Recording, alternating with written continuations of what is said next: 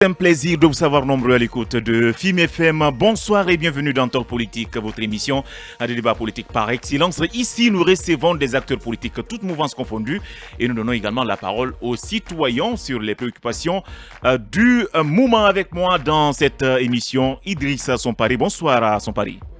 Bonsoir Bangoura et bonsoir à tous. Bonsoir à vous, Mohamed Kaba, bonsoir.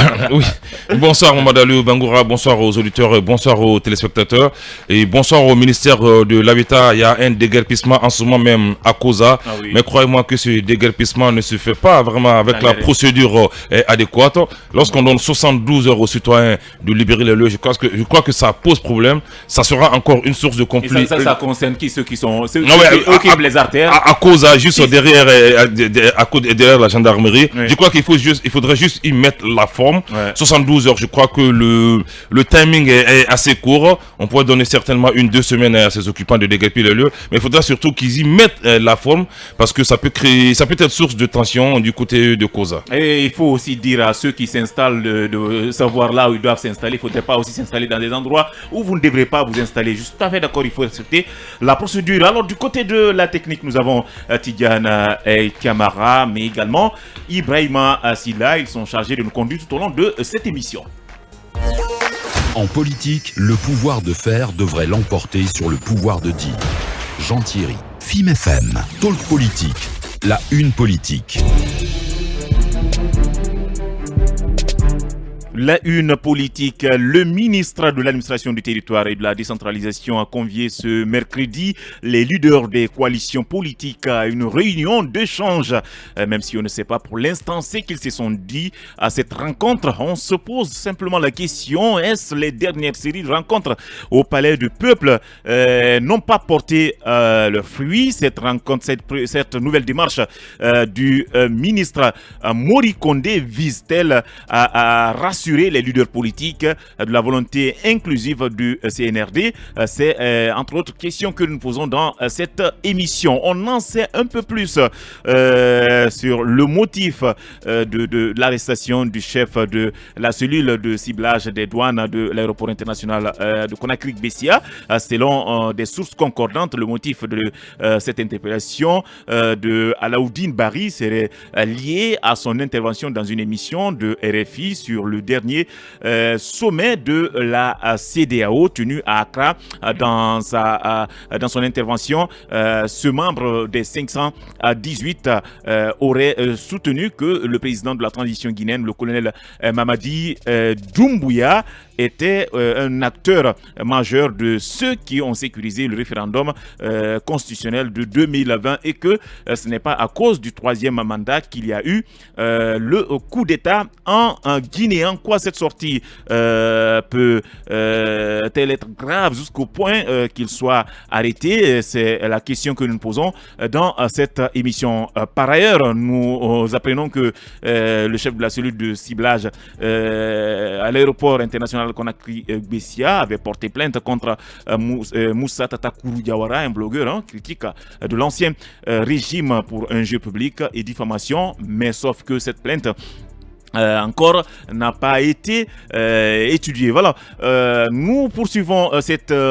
émission avec à bâton rompu. Le monde des médias n'a pas été épargné par la cacophonie née de la désignation des représentants devant prendre part au CNT après la désignation de Yamoussa Sidibé et de Asmaou Bari comme représentants de la presse au CNT. Le syndicat des professionnels de la presse de Guinée a exprimé son opposition, écrit à l'exclusion et à l'injustice avant de décider de déposer les dossiers de son représentant. Que reproche le SPPG aux associations qui ont désigné l'ancien directeur de la RTG et la présidente de l'APAC? La réponse est avec Sekou Diamal Pendessa.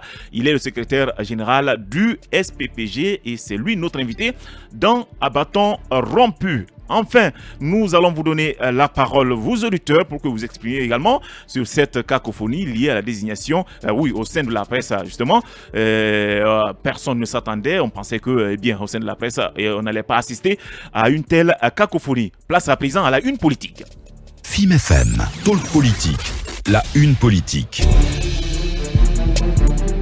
En chapeau de cette émission, on s'intéresse un peu à cette manifestation dans la zone minière de Boké. C'est à Kamsar, mais également à Kolabouni. Merci à Kamsar. Des négociations ont été entamées pour dissiper la crise à Kolabouni. Par contre, la tension reste toujours vive. Les femmes qui sont sorties le matin pour réclamer le courant campent toujours sur leur position. Et nous avons en ligne M. Tahirou Ba, il est jeune leader de Kolabouni, pour nous expliquer ce qui se passe en ce moment à Kolabouni. Bonsoir M. Ba. Bonsoir et bonsoir à tous. Bienvenue dans cette émission. Alors, qu'est-ce qui se passe du côté de Kolabouni en ce moment? En fait, comme vous le savez, depuis hier à 21h, les femmes sont sorties très massivement pour réclamer le courant électrique dans le foyer. Donc, c'est ce qui est continu, c'est ce qui a continué jusqu'à maintenant là, et il y a à peu près 40 à 45 minutes, il y a eu même des sonorisations. Elles ont loué des sonorisations qu'elles ont installées au niveau du rond-point et à la barrière. Ça chante, ça danse, elles préparent là-bas, elles se campent sur leur position. Donc, c'est en quelque sorte, manifestation pacifique. Oui, pacifique. Elle est totalement pacifique parce que dans la mesure où c'est les femmes seulement qui sont sorties pour manifester et réclamer, à l'image des femmes de Kamsa. Ah ben, d'habitude, on assistait à des violences à Kolabouni. Ce n'est pas une première qui est des manifestations. Qu'est-ce qui explique cette sortie des femmes sans que les jeunes ne s'en mêlent? En fait, il y a eu toute une organisation là-dessus parce que les femmes de Kamsa, vous savez, Kamsa, lorsque tout le monde sortait, les jeunes, les femmes et tout, il y avait forcément de débordement. Maintenant, les femmes de Kamsa sont sorties une fois, deux fois, il n'y a pas eu de la pagaille. Et celles de Kolabou aussi ont réclamé, ont demandé à ce que nous, jeunes, que nous devons désormais nous mettre à côté.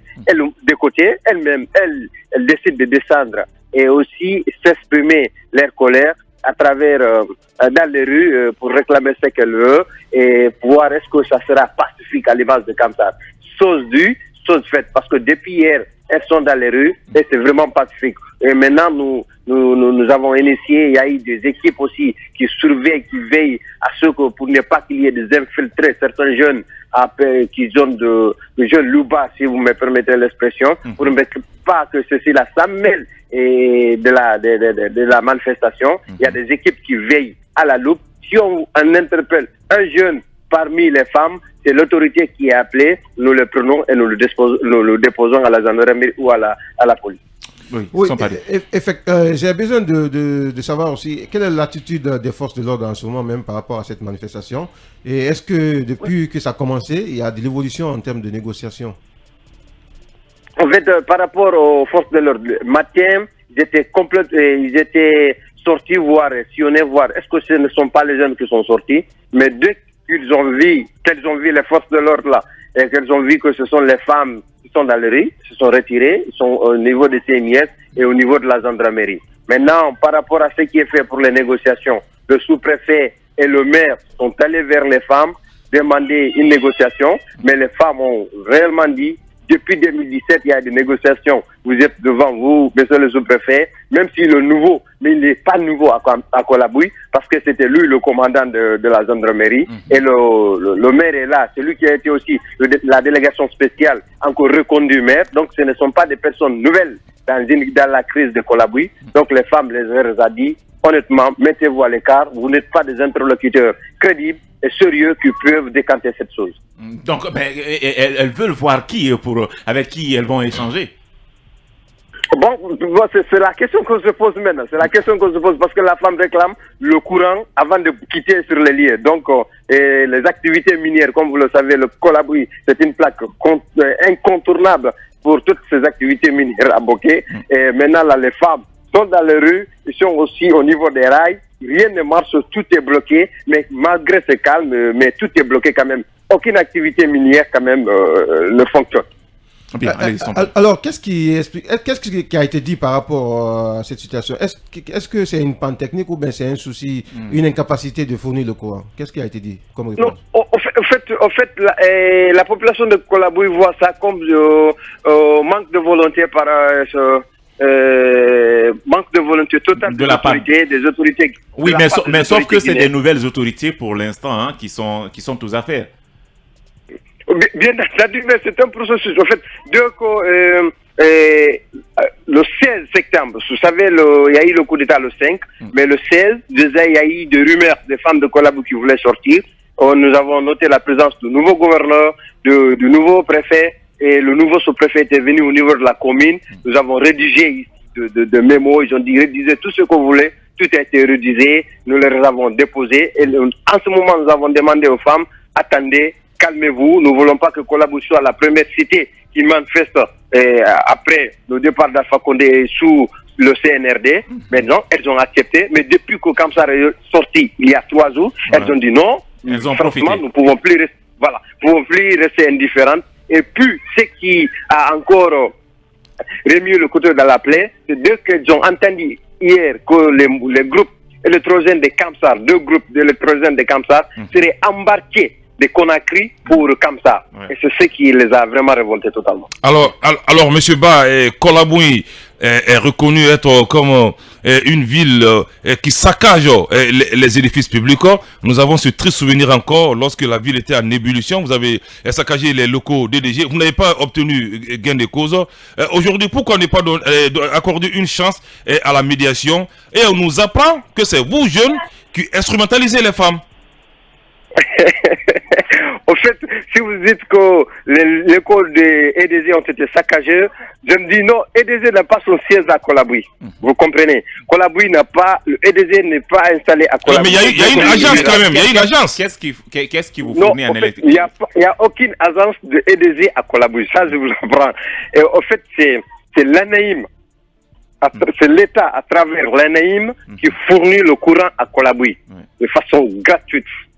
Ça, c'est connu quand même. Mais il n'y a pas EDG. Et puis, lorsqu'il y a manifestation, la centrale n'est pas attaquée. En fait, à la dernière minute, là, et nous déplorons franchement, même s'il y a, lorsqu'ils ont tiré sur le jeune, c'est ce qui a révolté, c'est ce qui a fait déborder d'ailleurs la population pour s'attaquer au niveau de la police et de la gendarmerie. Sinon, quand même, les édifices, quand même, sont épargnés à tout, parce que la nouvelle commune est là, elle n'est pas attaquée, elle était quand même au bord de la rue, mais on s'est batté pour ne pas qu'il y ait des attaques aux édifices publics et privés. Ça, quand même, nous veillons parce que ce sont nos édifices et il fallait pas seulement sortir pour manifester pour le courant et saccager pour les édifices que nous avons. Quand même, nous veillons et nous protégeons ces édifices malgré, quand même, il faut reconnaître la dernière manifestation, il y a eu des débordements que nous déplorons énormément. Bien, voilà ce qui est bien dit. Merci infiniment à vous, monsieur Bataïro.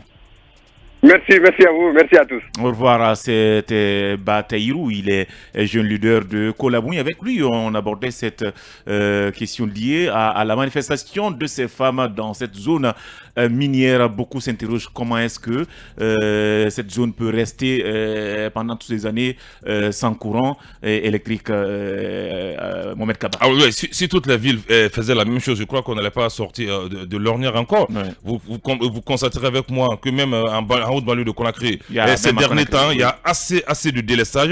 Je ne sais pas si c'est avec l'arrivée du nouveau ministre Abessila, qui n'a pas encore la situation sous contrôle, qu'il est considéré, il est supposé être un expert à la matière, mais depuis son arrivée, ce sont des délestages récurrents. Et ce qui est récurrent dans cette affaire, on n'a pas encore une version officielle du ministère de l'énergie. Ça veut dire que l'affaire Kolabou aujourd'hui n'est pas une priorité du ministère de l'énergie. Ah oui. Donc la ville de Kolabou ne s'en prendra qu'à elle-même. Mais je le disais tantôt, ce problème-là n'est pas né hier ou aujourd'hui. Ça fait un bout de temps qu'il y a souvent des manifestations dans cette zone par rapport à cette crise liée au courant électrique. Oui, mais... Donc on ne peut pas dire que c'est la faute de ces nouvelles autorités.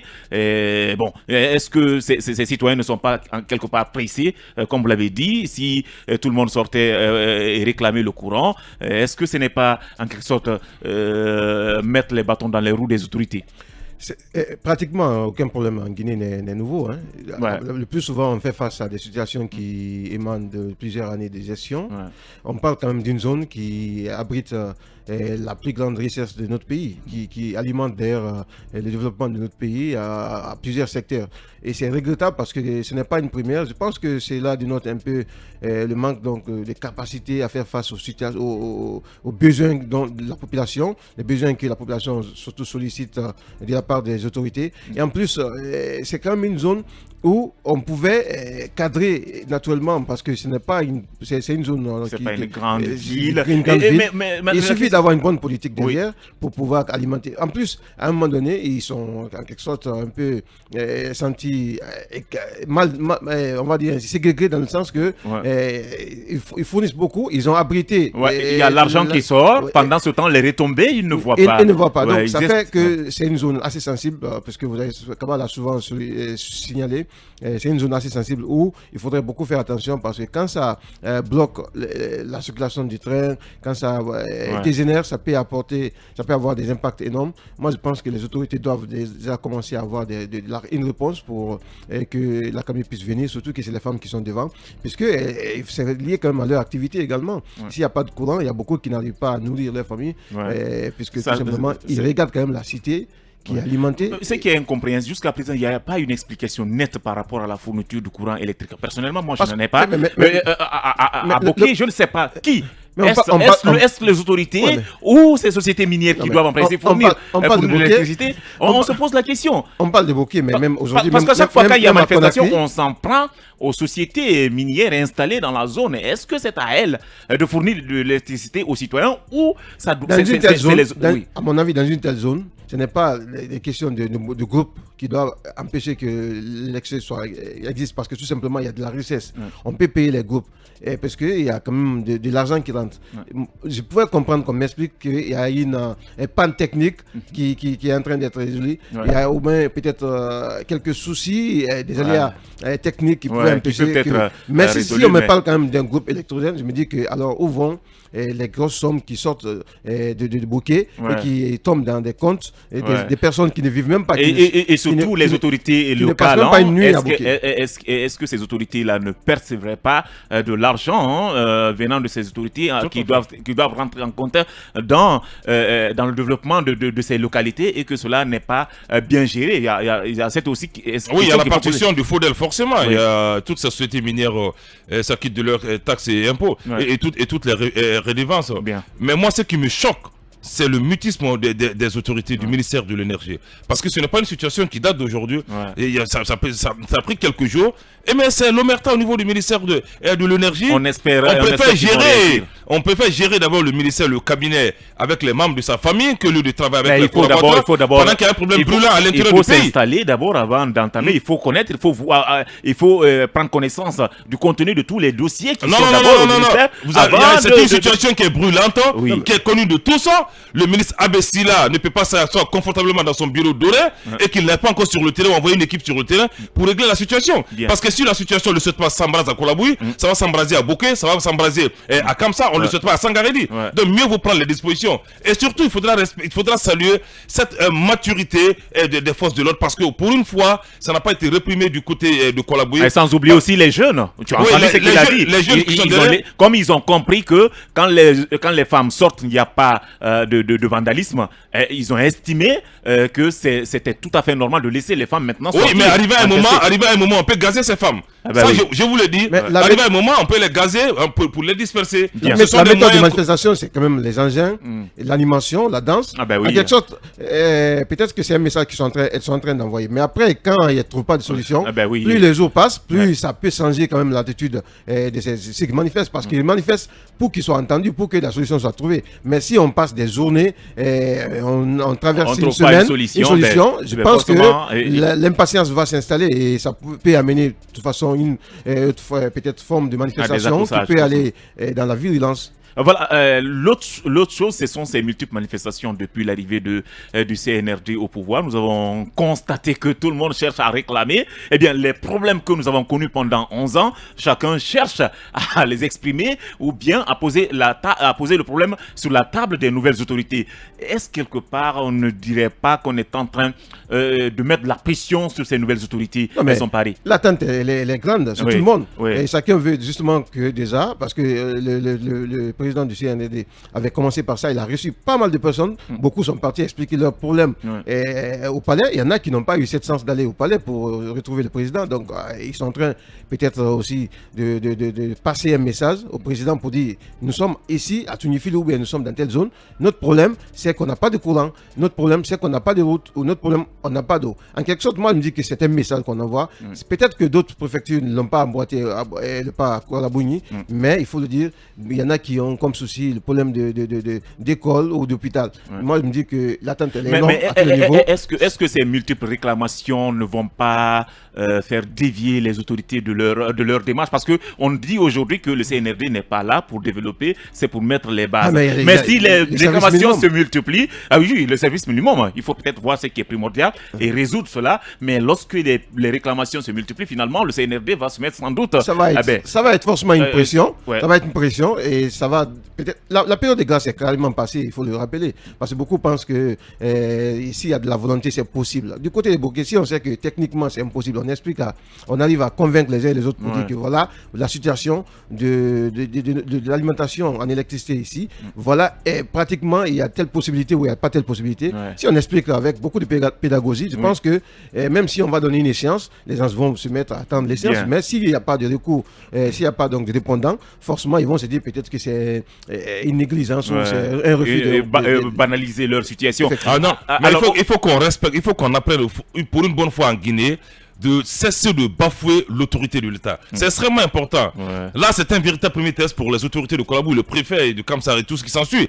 On est en train de tester aujourd'hui le sens managérial des nouvelles autorités.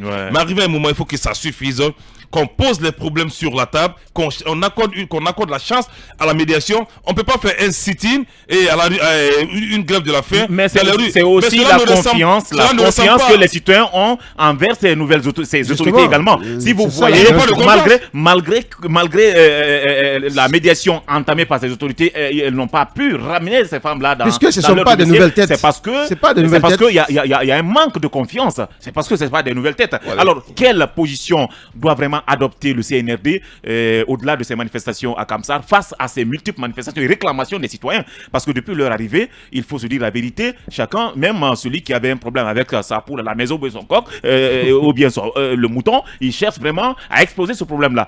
Quelle démarche le CNRD doit adopter pour ne pas se faire dévier de sa mission? Parce que la principale mission, vraiment, c'est mettre les bases, chercher à organiser les élections et non résoudre les problèmes, tous les problèmes des Guinéens. Moi, le CNRD n'est pas là pour résoudre tous les problèmes, ils vont mettre les jalons.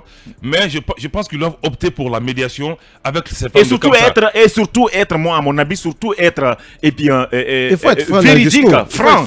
Il ne faudrait pas aller parce qu'il y a une manifestation à Kamsar, il faut aller les mentir. Leur mentir, dire que, écoutez, on va résoudre le problème. Si le problème ne peut pas être résolu en 2 mois, 3 mois, il faut dire la vérité, moi je pense. Mais quelle est la vérité? Il ne faudrait pas faire la promesse. Mais clairement, il faut la vérité à dire. Écoutez, dire qu'on ne peut pas le faire, si on peut le faire. Techniquement, il y a un diagnostic qui peut être fait. On peut savoir si c'est le groupe qui est en panne. On peut dire, bon, d'ici un mois, on peut amener ce groupe. Il faut être sincère. Il ne faut pas aller dans un discours de politique. Il faut aller dans un discours de vérité. Mais raison pour laquelle, comme son palais de Bokeh, là, c'est mieux. Mais on a un ministre de l'énergie qui ne bouge pas. Bien. Qui est dans les discours. J'espère qu'il va bouger. Pardon, on va observer une pause, on revient juste après.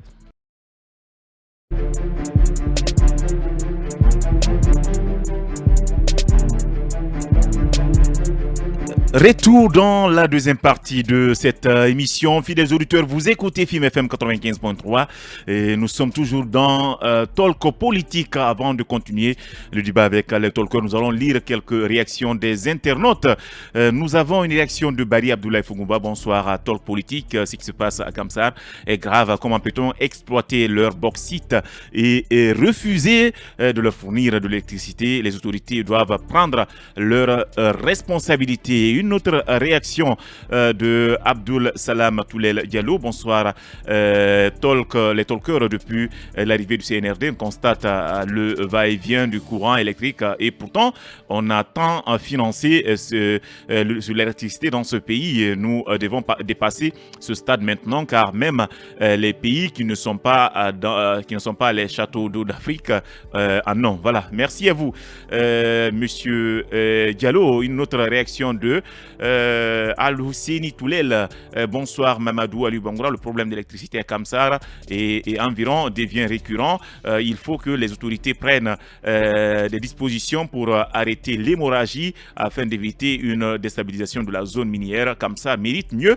Au moins, je salue le passage Idrissa à s'emparer. Une dernière réaction, oui, de Bolokada Tourama. Bonsoir mes chers talkers, nous remercions le Seigneur. Wallahi, l'eau va monter dans ce pays après le départ prématuré du champion de l'Afrique, le professeur Alpha Condé. Il était sur le point d'électrifier toute la République de Guinée. Mais malheureusement, un homme est venu renverser la table du bonheur. Bolokada Tourama, l'enfant chéri de Dingirai, communicant du RPG Arc-en-Ciel Volcom. Merci infiniment à vous, chers internautes. Nous poursuivons Talk Politique. Vous le savez, je le disais à l'entame, notre invité dans Bâton Rompu, Sekou Jamal Pendessa. Il est secrétaire général du SPPG. Avec lui, nous allons aborder cette question de désignation des deux représentants de la presse au CNT. Eh bien, on va entamer ce second sujet concernant cette rencontre ce mercredi initiée par le ministre de l'administration du territoire et de la décentralisation. Après, il faut préciser, les séries de rencontres au Palais du Peuple, ces rencontres n'ont-elles pas suffi? Est-ce que Mori Condé cherche à rassurer les leaders politiques de la volonté inclusive du CNRD? C'est entre autres questions que nous posons dans cette émission. Malheureusement, on n'a pas eu un répondant du côté de tous ces responsables de ces différentes coalitions. On a cherché à joindre bien sûr de joindre le responsable de la communication de l'ANAD, mais également du côté de la CORED, mais malheureusement personne, aucun d'entre eux n'a pris notre appel. Ah bon, nous allons revenir dans ce studio, Mohamed Kaba. Il y a eu une première rencontre, une série de rencontres au Palais du Peuple avec le secrétaire général du MATD, mais nous assistons à une autre rencontre entre les acteurs politiques. Qu'est-ce que cela vous augure Oui, mais d'abord, à quoi joue le ministre Mori Condé? Il faut se poser la question. Oui, est-ce qu'il ne chercherait pas à rassurer, comme je l'ai dit, non, les acteurs politiques? Parce qu'on disait que, eh bien, on cherche à écarter les acteurs politiques, ils ne sont pas considérés, patati patata. Voilà, je pense à quoi joue le ministre Mori Condé? Il a convoqué une rencontre avec les acteurs politiques au Palais du Peuple. Et contre toute attente, il boude la cérémonie, il se fait représenter par son secrétaire général, qui est M. Yamou Condé. Il n'y a pas eu de communication officielle là-dessus. C'est-à-dire qu'il a jeté son secrétaire général en pâture. Lui, il n'a pas pu oser venir affronter ces acteurs politiques dans la salle du congrès du Palais du 28 septembre. Derrière, c'est des courriers qui sont adressés aux différentes alliances politiques. Ce n'est pas pour les rassurer. Les partis politiques sont très clairs, ils sont édifiants. Les 15 places ne leur suffisent pas. Le CNRD aujourd'hui ne doit pas aller dos à dos avec les partis politiques parce que cela n'est pas l'avantage du CNRD. Aujourd'hui, ces alliances forment aujourd'hui une véritable machine de guerre entre guillemets. Donc ces différentes alliances ensemble peuvent vraiment ébranler le CNRD. Ah oui. Oui, très bien. Mais elles ont quel intérêt de le faire? Ne sous-estime pas ces leaders politiques. Non, pas du tout. C'est les futurs dirigeants de ce pays. C'est les futurs dirigeants, même si le président dit que la Guinée ne se résume pas, il n'y a pas que la classe politique, c'est un message qui est codé, mais ça a tout son pesant d'or. Moi, ce que je souhaite et que je demande humblement aux partis politiques, si je suis écouté, qu'ils se fassent violence et qu'ils désignent les 15 représentants. Sinon, voilà ce qui va se passer. On va nommer un président du CNT, les organes de télévision seront mis en place et le train sera en marche sans les représentants de ces partis politiques. Et le jour où ils vont se décider à revenir au CNT, leurs places seront libres et ils vont les occuper. Donc je crois qu'ils doivent vraiment évoluer, ils doivent changer un peu de discours. Ce n'est pas au forceps qu'on peut obtenir une faveur, surtout les militaires. Il faut rappeler à ces partis politiques que c'est le CNRD qui a fait le coup d'État et non les civils. Donc quelque part, il ne faut pas les brimer faut pas les mettre pression parce qu'ils ne vont pas céder à la pression. Comme l'a dit le président, ils ont affronté la mort. Mais moi, je pense qu'il ne faudrait pas créer ce climat de méfiance entre les acteurs politiques ou bien de doute. C'est ce qu'on essaie de voir. Si vous voyez sur les réseaux sociaux que les gens disent quand vous acceptez de partir avec 15 personnes, vous n'aurez pas la voix au CNT. Moi, je pense qu'on n'est pas à ce niveau.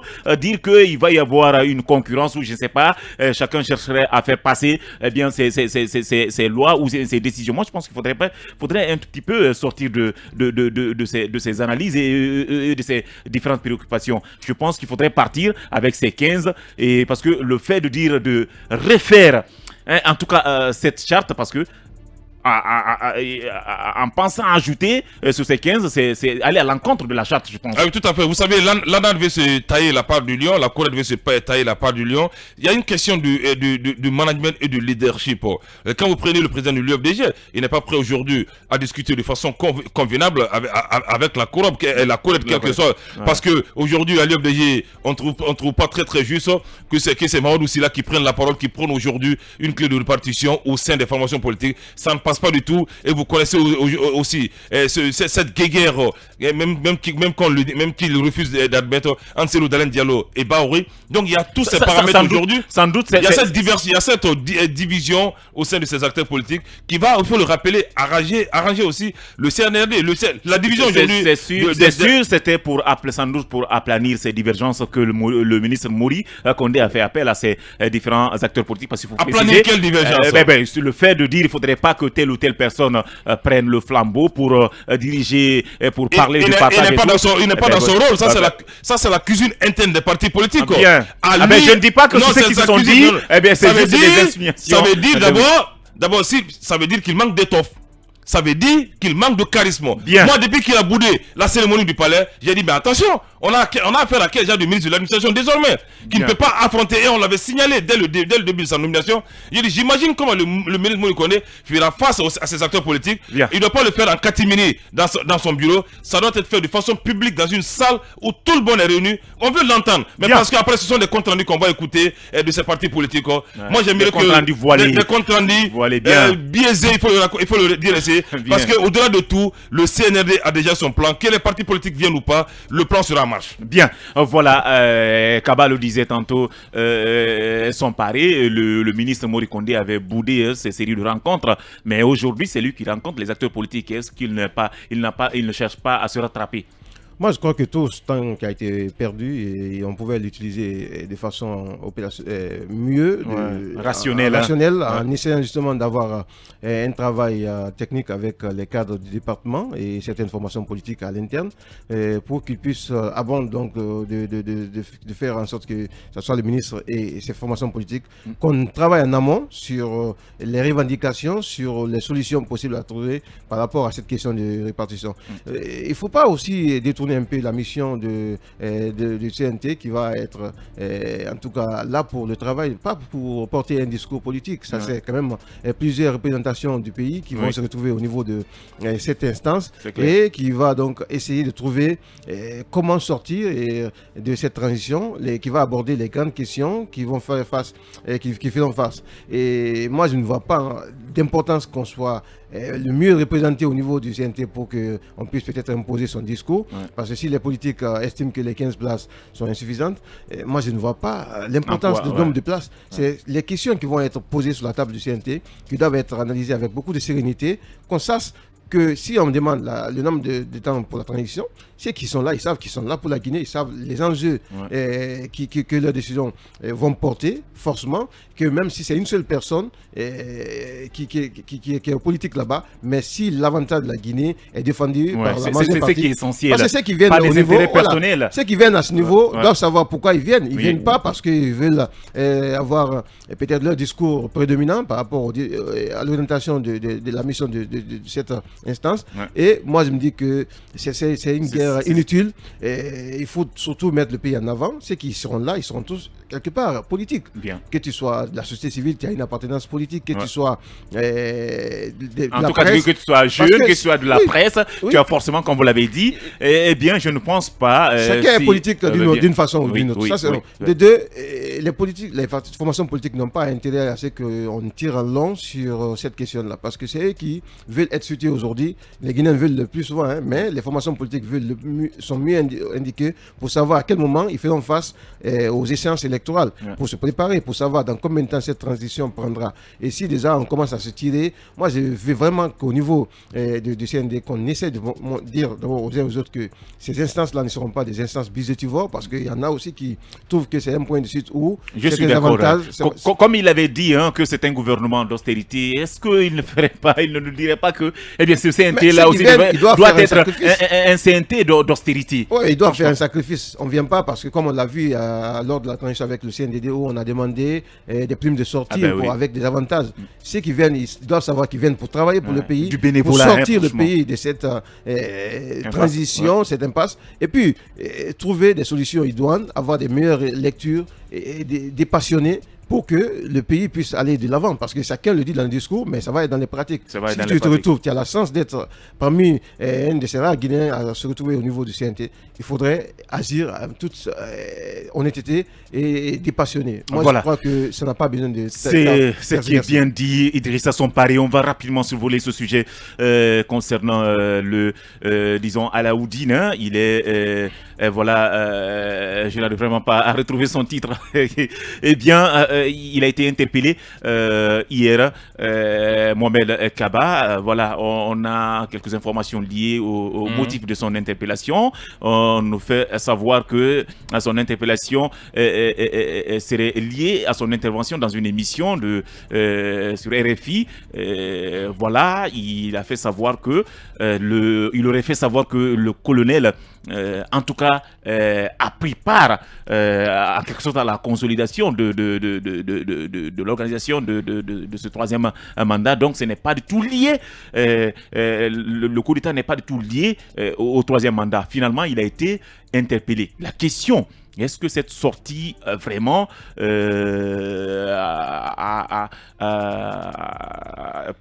être une véritable raison qu'il soit interpellé? Voilà, d'abord, en quoi les propos de M. Alaoudine Barry, il faut rappeler qu'il est le chef cellule de ciblage à l'aéroport de Conakry, en quoi ces propos sont subversifs? En quoi ces propos portent un coup à la cohésion nationale? En quoi ces propos constitue un outrage envers l'autorité de l'État? En aucun cas, non. On a essayé de... il ne faudrait pas aussi oublier son titre. Il est non seulement douanier, il est d'un corps paramilitaire. Écoutez, la liberté d'expression. Il aborde un sujet lié à la politique. Est-ce que cela y va avec... Mais pour ceux qui ont écouté l'émission, moi je l'ai bien écouté, il a répondu aux propos d'un Malien qui était en ligne pendant cette émission. Donc ce n'est pas venu de lui de façon volontaire qu'il voulait s'en prendre à la jeune. Mais quel que soit le motif qu'on pourrait invoquer, il faudra juste y mettre la forme. Il a été arrêté à 2h du matin, on l'a envoyé au PM3, et pendant que c'est lui qui a porté plainte contre un citoyen pour injure publique et revirement de situation, c'est lui qui se retrouve aujourd'hui aux arrêts. On fabrique des infractions, on lui colle là-dessus, on dit voilà, il faut l'inculper sur cette base, on attend de voir, jusqu'à preuve du contraire. J'espère qu'il est présumé innocent et que cette présomption d'innocence sera vraiment respectée jusqu'à la lettre. J'ai confiance et j'ai foi aux OPJ. Aux OPJ qui ont cette habilitation, j'ai foi aux gendarmes instructeurs qui vont diligencer cette affaire, de le faire avec beaucoup de diligence et beaucoup de lucidité, parce qu'il faut le rappeler, c'est quand même un officier de la douane. Vous le dites qu'il est officier, la procédure est différente. Il se prononce sur des sujets liés à la politique. Par contre, est-ce qu'il s'inscrit dans l'esprit du CNRD? Non, oui, bien sûr, il s'inscrit. Il a dit plus loin. Il a souhaité que la CEDEAO accompagne même la jeune. On n'écoute pas ce bout de phrase. On raccommode un bout de phrase, on dit non, on le colle là-dessus. Et il a dit plus loin que la CEDEAO doit pouvoir accompagner la jeune dans cette transition. Mais comme on n'aime pas la tête certainement entre guillemets de Alaoudine, s'il faut l'abattre, donc c'est une occasion pour lui de l'arrêter. Mais il faudra que ça cesse un peu, il faudra y mettre la forme. Moi je crois qu'aujourd'hui, c'est une injustice qui est en train de renaître en République de Guinée. Alaoudine porte plainte pour agir public et derrière c'est lui qui se retrouve. Mais c'est pas la manière, elle est inopportune cette arrestation. Il ne faut pas qu'on dise que parce que c'est l'un des 518, parce que tout ceci est dedans, on s'est dit non, c'est un inconditionnel de l'ancien régime du président Alpha Condé. Il faut tout faire vraiment pour les faire taire. Et Alaoudine, entre guillemets, qui a une grande gueule, je crois qu'il n'a pas besoin de se taire. Il a dit ce qu'il pensait ce jour pendant cette émission, comme tous les Guinéens peuvent le dire. Voilà. Et il faudra vraiment. Comme tous les Guinéens, ce n'est pas un citoyen lambda quand même. Non, mais c'est ce que Kabab, je suis désolé. Moi, je suis pas d'accord avec cette histoire. Je suis désolé, mais non, écoutez, ce n'est pas évident. Il faudra qu'on arrête un peu. Moi, je suis vraiment très déçu par rapport à la démarche. Il faut le rappeler parce que qui a amené justement cette situation? C'est venu de qui? Qui a donc. Pour l'instant, on ne sait pas. Pour l'instant, on ne sait pas qui l'a informé. Le timing en plus est très mal placé parce qu'on attend qu'il porte quand même plainte contre un citoyen. Une coïncidence. Et après, on peut facilement penser que c'est quand même un règlement de compte parce que pendant tout ce temps-là, je crois que l'interview a été réalisée pendant quelques semaines. Il n'y a pas eu de plainte portée contre lui par rapport à sa démarche, au discours qu'il a tenu. En plus, moi, je ne trouve pas aussi ce discours assez trop déplacé jusqu'à quand même l'interpeller à 7 heures. C'est une chose sorcière. Peut-être, on pouvait juste, comme vous l'avez dit, le rappeler à l'ordre. Mais parce qu'il y a le rappel à l'ordre. Oui, mais s'il ne s'inscrit pas, ou le fait qu'il soit douanier, qu'il se prononce. Il a sa hiérarchie douanière qui pouvait vraiment. Il y a la procédure. Justement, on est pas d'accord sur la forme. Moi, je peux être d'accord sur ce point, puisque quand même, c'est un homme qui porte la tenue. Sur ce point, je peux être d'accord, mais je ne vois pas en quelque sorte aussi un discours radical, un discours assez poignant qui peut quand même susciter qu'il soit traduit devant la justice, qu'il soit arrêté et que tous ces ennuis qu'il a aujourd'hui. J'ai l'impression qu'à un moment donné, il y a peut-être les dessous par rapport à son appartenance au régime, à son acte, il faut qu'il a été préciser assez actif ouais. Sur les réseaux sociaux, de la communication. Peut-être qu'on veut lui faire regretter tout cela en utilisant la petite opportunité qui s'est ouverte pourquoi pas le dégommer. Moi, je trouve à un moment donné qu'il ne faut pas enflammer sur des détails. Là, il y a plusieurs Guinéens qui interviennent sur RFI, qui donnent leur point de vue, qui ont leur grille de la situation. En plus, ce qu'il dit, ce n'est pas faux. Ce n'est pas faux. Moi, je suis d'accord avec lui que que ce soit Bala Samora, que ce soit entre autres Doumbouya, ils étaient tous partants. Personne n'a pris un discours ici. Et même cette question a été posée par Alain Foka. Oui, mais on refuse de dire la vérité. Mais c'est ça le problème.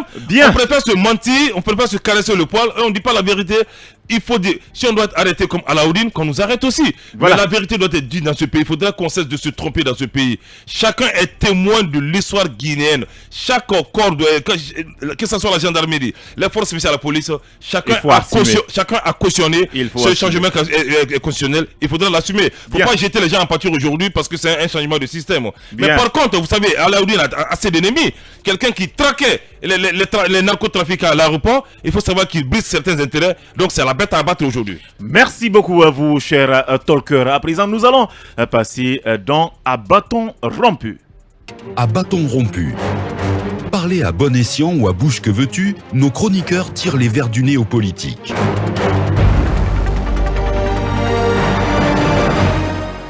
Le monde des médias n'a pas été épargné par la cacophonie née de la désignation des représentants devant prendre part au CNT après la désignation de Yamoussa Sidibé et Asmaou Bari comme représentants de la presse au CNT, le syndicat des professionnels de la presse de Guinée.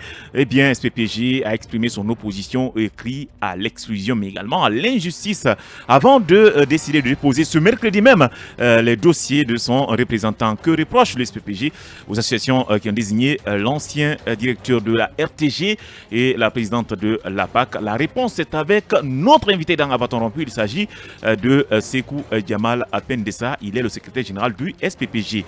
Bonsoir, camarade. Bonsoir, camarade. Bienvenue dans cette émission. Merci. Alors, camarade, dites-nous clairement, c'est quoi la discorde d'aujourd'hui entre le SPPG et les patrons de presse ou les associations de presse? Tout le problème est provoqué par le fait qu'ils ont voulu prendre leur place et prendre la nôtre. Alors que le partage est très simple, comme ça se passe partout dans le monde. Lorsque le monde du travail est concerné, c'est qu'on vous accorde un nombre pair. C'est-à-dire soit c'est 2, 4 ou 5, ainsi de suite. C'est pour éviter qu'il y ait un déséquilibre. Nous avons eu 5 réunions autour de cette question, nous et le patronat, mais dès le début, on a été clair, puisque nous, avant d'aller à une rencontre, on tient une réunion entre nous d'abord. Il y a une ligne qui est tracée, c'est ce message que le représentant du SPPG va porter.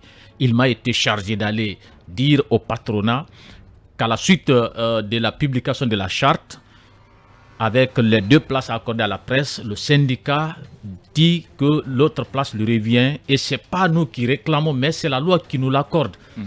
Donc, en aucune manière... il y a une disposition qui, en tout cas, accorde, qui accorde une place mais bien au évidemment, travail, mais également au patronat. Mais bien évidemment, entre patronat...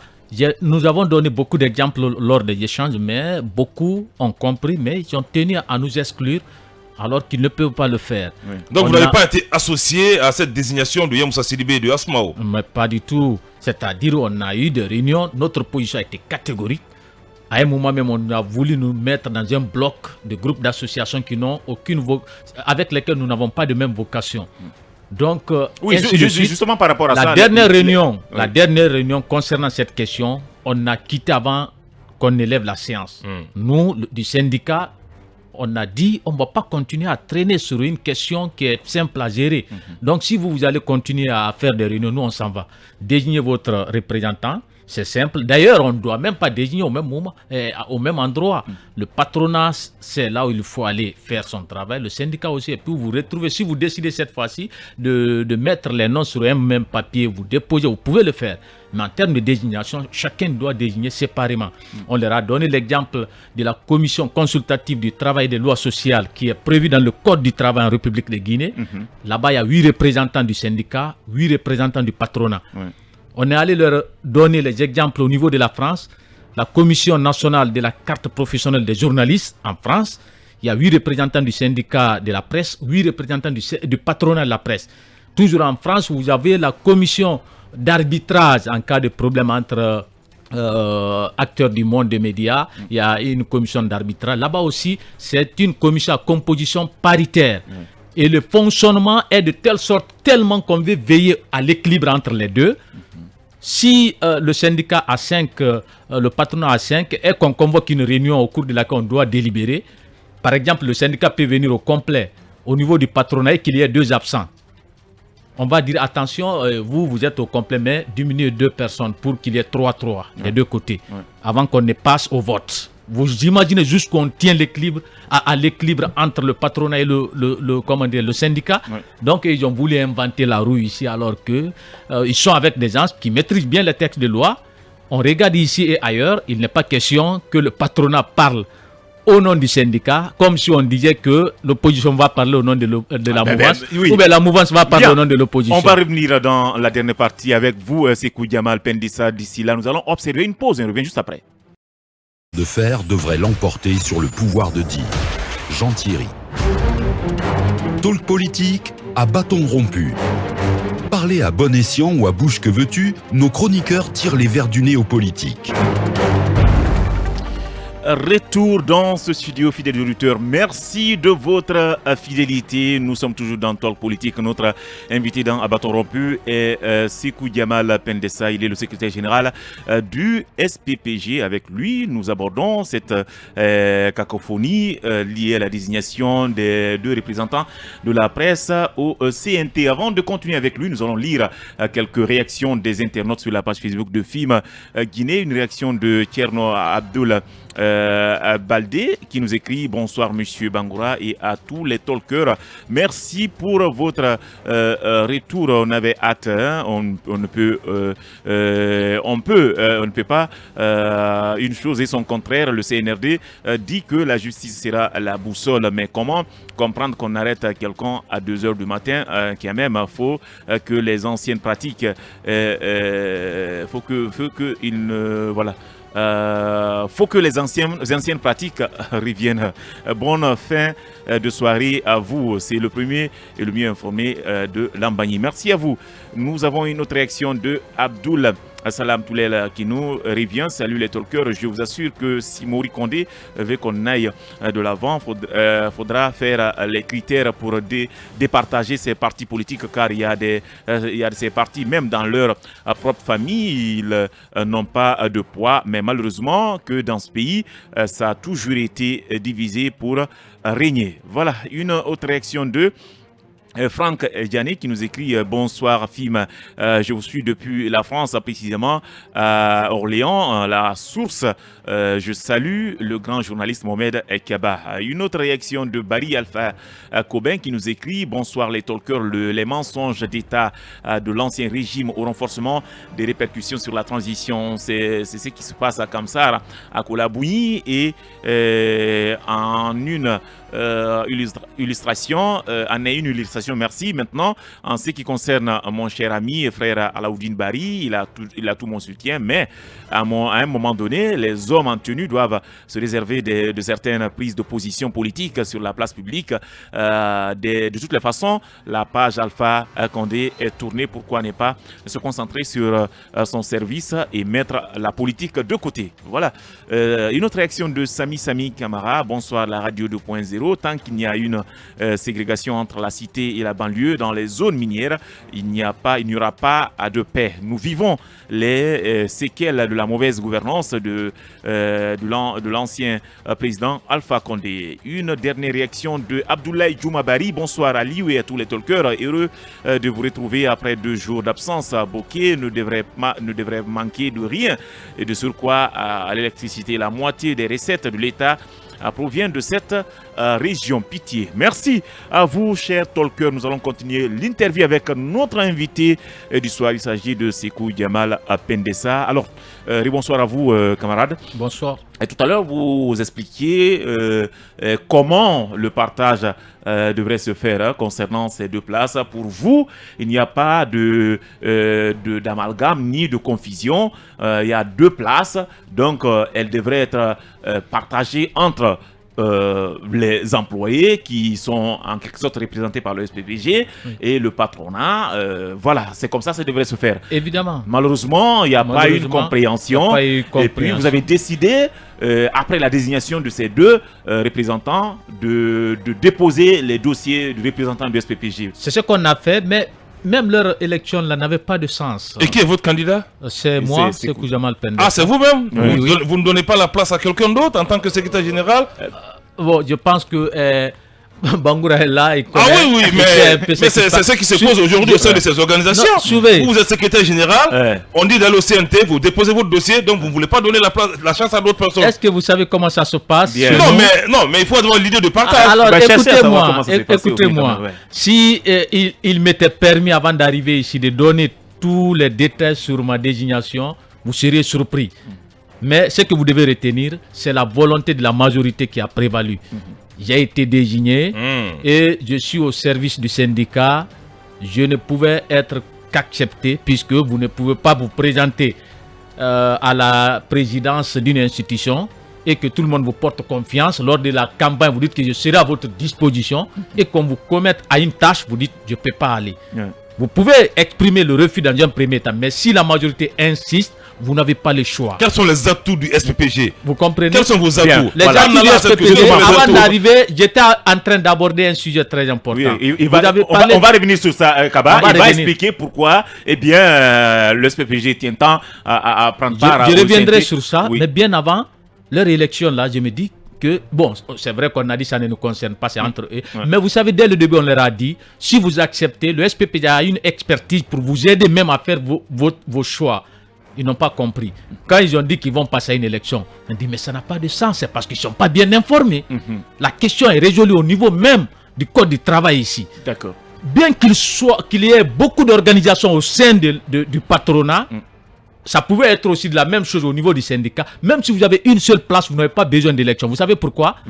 Il y a des critères qui sont très simples. Le code du travail dit, vous tentez un consensus dans un premier temps. Si vous ne parvenez pas à l'obtenir, c'est l'organisation la plus représentative qui désigne.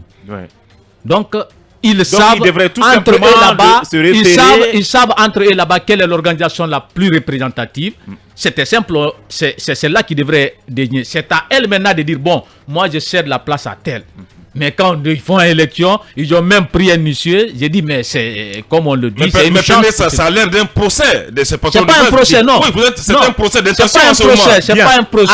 Lorsqu'ils parlaient de leur réunion, tout ce qui s'ensuit, ça devient un procès. C'est pas un procès. On les aide à comprendre comment ça fonctionne. Parce que c'est ce qui crée. Ils ont l'expertise aussi en la matière. Ils n'en ont pas. Ils ont l'expertise. Ils n'en ont pas. Lorsque vous parlez de Yamoussa Sidibé, par exemple, ils n'en ont pas. Yamoussa, c'est une icône de la presse guinéenne. En aucun cas, il peut porter la voix de la presse au CNT. On n'est pas en train de parler. C'est pas un débat de personnes. On a évité ça dès le début. Non, c'est lui le représentant.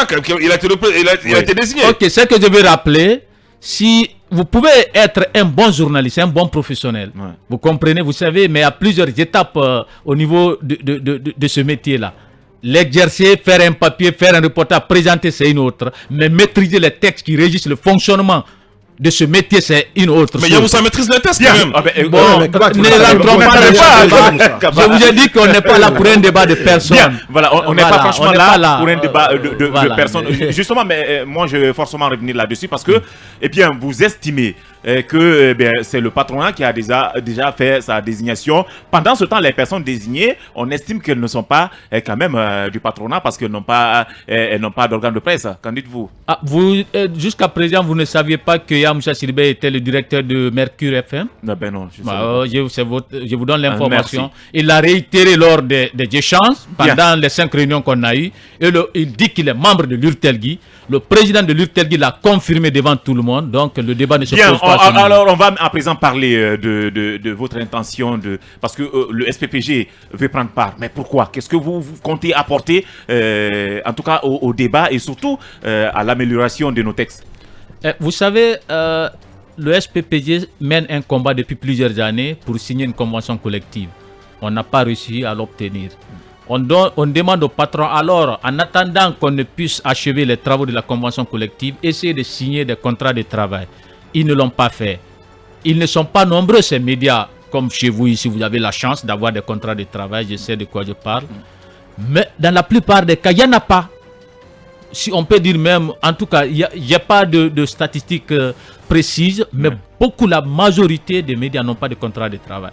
Ils refusent, ils piétinent tout. Donc, on n'a pas souhaité le coup d'État, mais le coup d'État est intervenu. Et vous savez que les périodes de transition sont très riches en termes de textes de loi. Il y aura des textes de loi à réviser, il y aura de nouvelles lois. On dit, bon, c'est une opportunité qui s'est présentée, il faut la saisir. Donc, on dit, il y a 2 places pour la presse. On va aller là-bas. Tout ce qu'ils ont refusé au niveau de la convention collective, nous, on est tout le temps en avance. Hein. Vous avez vu, même au niveau des dossiers, ils ont fait leur élection avant nous. Nous, on a fait la conférence hier et puis on a déposé les dossiers aujourd'hui. Ça, c'est un autre débat. On est en avance. Nous avons travaillé sur des textes de loi. Hier, en conférence de presse, je rappelais la loi Cressard qui a servi d'inspiration pour le SPPG pour faire un travail. La loi Cressard en France qui a consacré le principe de la présomption de salariat. Ce principe voudrait que lorsque vous bénéficiez des services d'un journaliste, qu'il y ait papier entre vous ou pas, vous êtes dans l'optique d'un contrat de travail. C'est automatique. Donc demain, vous ne pouvez pas dire je vais vous licencier, il n'y a pas de contrat entre nous et puis c'est fini, comme on l'a connu dans un média de la place ici. On a travaillé sur ce principe. Vous comprenez? Et on a fait une liste des lois, des dispositions spécifiques concernant le fonctionnement de la presse à introduire au niveau du Code du travail. Donc vous pouvez ne pas signer la convention collective, puisque seul le syndicat ne peut pas signer une convention collective. On est en train de travailler sur une convention collective de branches, parce qu'il y a des conventions collectives de branches, il y a aussi des conventions collectives interprofessionnelles. Donc seul le patronat aussi ne peut pas la signer. Il faut qu'il y ait accord entre les deux. Puisque cet accord n'est pas obtenu, on n'a pas la force d'imposer. Aucun des cas ne peut l'imposer à l'autre. On dit en attendant, c'est une opportunité qui s'est présentée. Et on va transférer la plupart de nos préoccupations de la Convention au niveau du Code du travail. En France, le Code du travail prévoit des dispositions spécifiques concernant la presse. C'est ce qu'on va faire en Guinée ici. En ce moment, si vous voulez, là-bas on ne dira pas j'ai pas signé le Code du travail quand même. C'est une loi qui s'impose à tous. Vous voyez l'enjeu un peu. Donc ils ont compris. Ils sont bien informés, hein, les patrons. Ils ont compris qu'on est en train de faire tout ce travail. On a déjà préparé ces documents. Et d'ici les enfants arrivent au CNT, nos intérêts sont menacés. Alors il faut tout faire pour les bloquer. Voilà le véritable problème. Tous les autres arguments, c'est des simples... Alors, vous avez décidé de déposer alors qu'il y a deux personnes qui sont désignées. Donc, ça veut dire que nous nous acheminons vers une crise. Parce que là, on se demande comment... alors, ça va se terminer. Pensez-vous que il ne va pas y avoir un blocage, soit, je ne sais pas, la liste de SPPG qui aujourd'hui présente un représentant? Non, il n'y a pas de blocage. Vous savez, nous avons été marqués aujourd'hui, une fois qu'on est arrivé au ministère de l'administration du territoire. Je ne vais pas rentrer dans les détails, mais on a eu des échanges. J'ai compris que ces gens sont suffisamment informés de nos textes de loi. Vous comprenez? Ouais. Ils ont, c'est-à-dire, bon, pas la peine de rentrer dedans, mais j'ai compris. Ils savent comment fonctionne le monde du travail, tout et tout. Bien. Donc, ils n'auront pas de soucis. Ils vont dire au patron, bon, vous aviez droit à une seule place. On ne sait pas ce qui va se passer parce qu'on sait souvent, ben voilà, il y a des... Donc, en tout cas, c'est une opportunité. Justement, voilà, vous prêtez, il y a des dessous qui peuvent... Non, vous savez, ils ne vont pas se le permettre. Je vais vous dire pourquoi. C'est un dossier test pour le ministère. Vous savez, c'est ce ministère qui aura affaire avec d'autres entités concernant des échéances électorales. Donc, ça peut leur permettre de rassurer tout le monde pour dire que nous sommes des acteurs neutres. On va jouer à l'arbitrage, pas de parti pris chez nous. Bien. Ce sont des lois qui vont les départager. Donc, ils vont dire simplement au patron, c'est pas mal, vous avez le droit de choisir, mais vous vous êtes trompé sur le nombre. Retournez une personne et puis ramenez-nous en une autre liste. Si, en tout cas, faites votre préférence là-bas. Si vous ne le faites pas, nous, on va choisir à votre place. Bien. En tout cas, nous, on a toujours dit, quelles qu'en soient nos prétentions, on sait que nous sommes l'organisation la plus représentative au sein de la presse ici. Je le dis devant tout le monde, lors des réunions, on l'a dit. Mais, quelle qu'en soit cette force qu'on a, on se permettrait de prendre 2 places parce qu'on sait que la loi dit, une fois que vous avez 2 places entre le syndicat et le patronat, c'est une seule place qui revient au syndicat. Bien. Vous comprenez? Voilà, et je rappelle aux auditeurs que M. Amadou Tam Kamara devrait intervenir. Je pense qu'il faisait partie du Conseil des sages, le conseil qui a organisé l'élection avant-hier pour la désignation de ces 2 représentants. J'avais voulu qu'il intervienne parce que depuis hier on l'avait préparé. La journée, j'ai tenté de l'avoir, mais malheureusement il n'a pas décroché parce qu'on aimerait qu'il, en tout cas, donne sa version des faits dans cette émission. Alors, camarades, nous sommes presque à la fin de cette émission. Eh bien, votre dernier mot, si bien entendu, Kaba ou son pari n'a pas de questions. Pas de question. Je trouve un peu bizarre que les uns et les autres continuent à minimiser le syndicat de la presse aujourd'hui. Ce n'est pas une première qui se retrouve dans ce contexte où ils sont souvent lésés dans la répartition. Aujourd'hui, c'est quand même la relève l'espoir aussi de la presse. Il ne faut pas l'oublier. C'est le combat qui est en train d'être mené depuis plusieurs années. Il faudrait les accompagner. C'est dommage que juste là, on n'arrive pas à reconnaître le travail qu'ils abattent, à les donner la possibilité de changer le fonctionnement et les réalités donc de la presse guinéenne. Et là, c'est vraiment le réceptacle le mieux indiqué pour qu'ils puissent amener ce changement. Alors si on les refuse cette représentation, je trouve qu'il y a de la mauvaise foi en plus, il y a de la boulimie sur certains qui veulent vraiment rester éternellement ceux qui vont répondre à la place des autres. On peut pas quand même prendre sa place et prendre la place des autres. Et puis je voulais avoir une confirmation avec le secrétaire général. On nous apprend aussi que l'APAC qui est déjà représenté à la HAC va directement encore au CNT. Bon. Oui. Bon, en tout cas, il souhaite aller au CNT. L'APAC a un représentant déjà à la HAC et l'APAC aussi propose un représentant pour le CNT. Oui, Asma Obari a été désigné. Fait partie de ces 2 personnes qui ont été désignées. Pendant que l'APAC est déjà représenté à la HAC.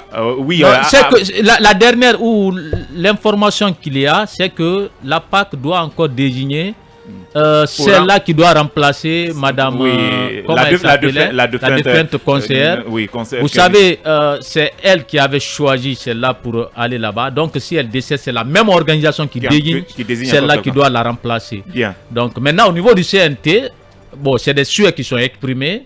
Voilà, on verra la fin. Bien, on verra la fin. C'est le dernier mot du secrétaire général du SPPG, Sekou Yamal Pendessa. Merci beaucoup. Merci et Kaba, de passage, merci. Merci. Retenez qu'au niveau du SPPG, nous tenons beaucoup à la liberté d'expression des uns et des autres. C'est une occasion pour moi aujourd'hui de te le dire en face. Je te suis souvent avec toute une polémique. Nous sommes pour la liberté d'expression et continuer à faire valoir votre liberté d'expression. Depuis votre élection, vous savez, ça a crié pendant votre élection. Vous le savez très bien, M. Pendessa, de quoi je parle. Écoutez, de quel cri parle Non, mais parlez-vous, Kaba? Si c'est la transparence, l'élection a été contestée de Sekou Pendessa. Ah bon?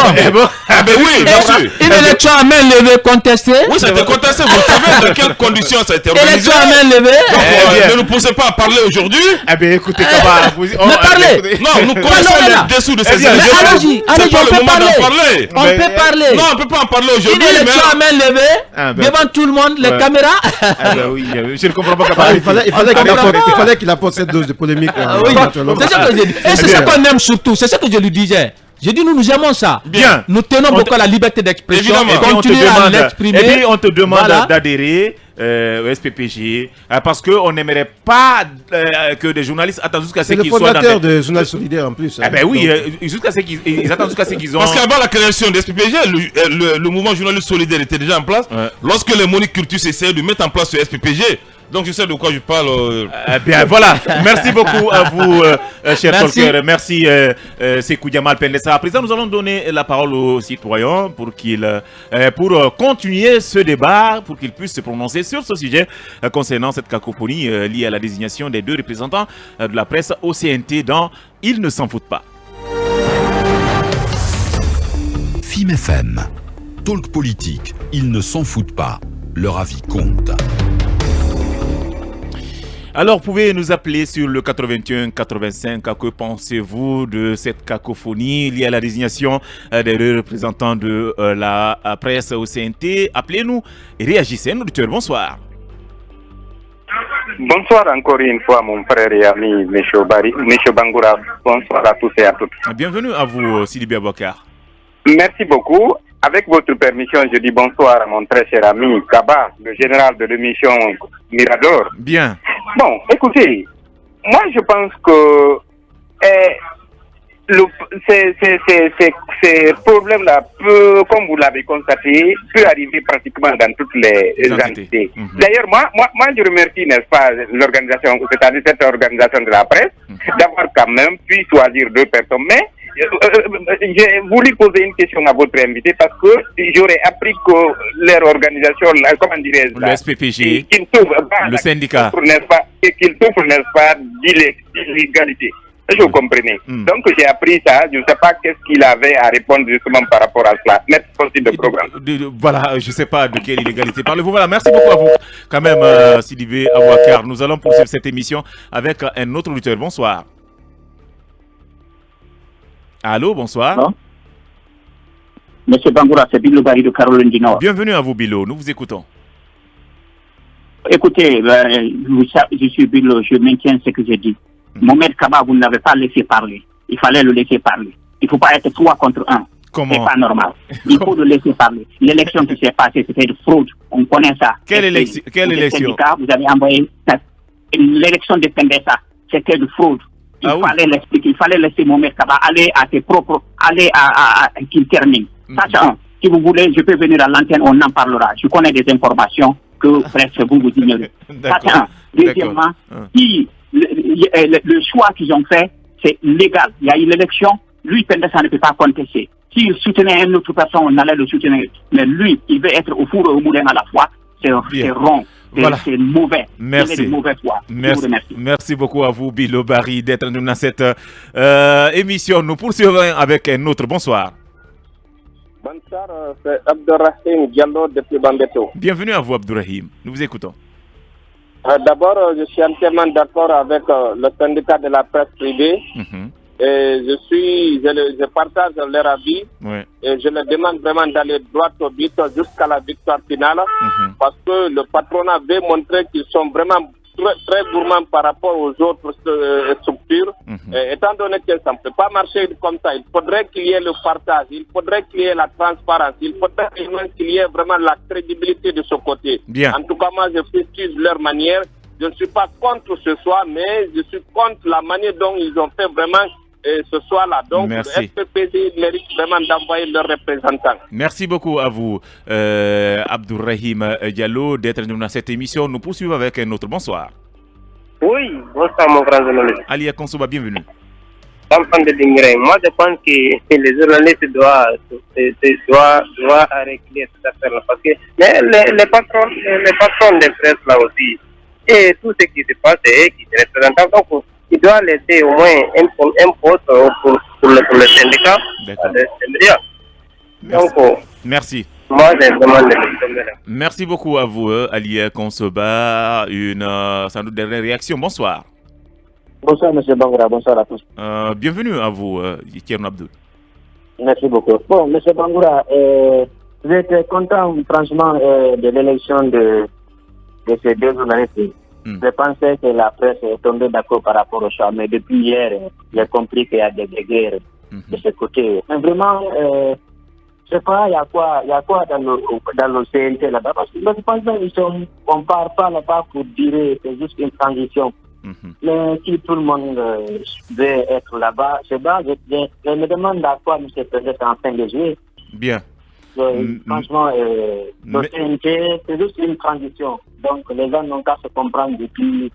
Sinon, c'est compliqué. Merci beaucoup à vous, Thierno Abdoul, d'être intervenu dans cette émission. Eh bien, on va prendre... Oui, bonsoir. Allô, oui, M. Bangoura, bonsoir. Vous allez bien. Votre nom, vous appelez d'où? Chérif depuis la cité encore. Chérif. Oui, je voulais parler à cas du syndicat des journalistes. Oui, allez-y rapidement. Moi, je pense qu'ils ont mal choisi le système syndical. En tout cas, je ne suis pas d'accord avec le système syndical. Merci beaucoup. Merci infiniment à vous, Monsieur Chérif. C'est avec vous d'ailleurs que prend fin cette émission. On se donne rendez-vous demain à la même heure et sur la même fréquence avec un autre invité. Au revoir.